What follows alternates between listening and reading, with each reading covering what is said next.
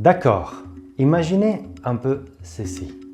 Pendant que vous regardez cette vidéo, votre cerveau est en train de se remplir doucement de petites substances dont il n'y a pas besoin. On parle de protéines qui peuvent poser des problèmes à long terme, comme celles associées à la maladie Alzheimer. Mais voici la bonne nouvelle.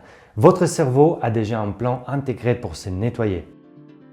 En fait, chaque nuit, pendant que vous dormez, il rétrécit un peu ses cellules, créant plus d'espace pour qu'un liquide clair circule et emporte les déchets. C'est comme un nettoyage automatique. Le problème, c'est que beaucoup d'entre nous perturbent ces processus sans le savoir. Par exemple, il y a des décennies, très peu de gens dormaient moins de 5 heures par nuit. Aujourd'hui, c'est 1 personne sur 5.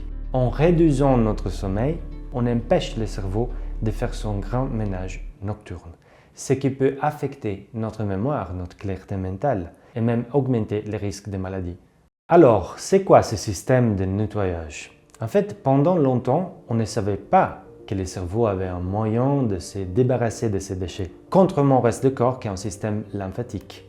Mais en 2012, les chercheurs ont découvert que le cerveau utilise un liquide spécial, le liquide céphalo-rachidien, qui circule pendant le sommeil pour évacuer les toxines.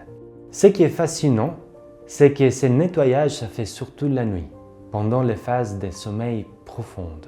Quand on dort profondément, les cellules rétrécissent, plus d'espace se crée et le liquide peut mieux nettoyer. En fait, une seule bonne nuit de sommeil peut vraiment réduire les toxines, alors qu'une seule nuit blanche les augmente. En bref, votre cerveau, on ne se repose pas seulement la nuit, il se nettoie. Et ce nettoyage est crucial pendant les premières moitiés de la nuit. Si vous veillez tard, vous ne faites pas que réduire votre sommeil, vous perturberez ce cycle de nettoyage. La vie moderne rend ça beaucoup plus difficile. En fait, les écrans le soir trompent votre cerveau. Le stress perturbe son horloge et le manque de sommeil augmente les risques de troubles cognitifs. Mais la bonne nouvelle, c'est que vous pouvez faire quelque chose ici. Couchez-vous entre 22h et 23h, par exemple. Gardez une chambre fraîche, sombre. Surtout, évitez les écrans avant de dormir et laissez votre cerveau faire son travail. Et même des petits changements comme réduire la caféine après-midi ou diminuer l'alcool aident énormément. Votre cerveau, en fait, est l'organe qui consomme le plus d'énergie dans la journée. Et la nuit, il utilise cette énergie pour se régénérer.